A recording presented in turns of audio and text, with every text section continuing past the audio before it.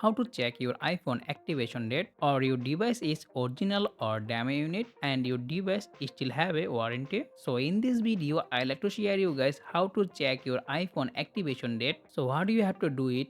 Just go to your phone setting, then general, then about, then copy serial number. Next, exit from your phone setting and open Safari and search iunlocker.com and open it.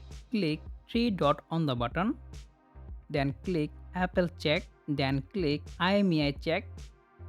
Now you have to paste your phone serial number and go. So as you can see that my device is iPhone 16 Pro and this is desert titanium color and 256 GB variant. So now I can easily see my fast activation date, and this website also give you a lot of information like your device is demo unit or not, or your device is active warranty or not. So that's pretty much for today video. If you found this video informative, make sure to subscribe and press the bell icon, and I'll be catch you next one. Take care. Allah Hafiz.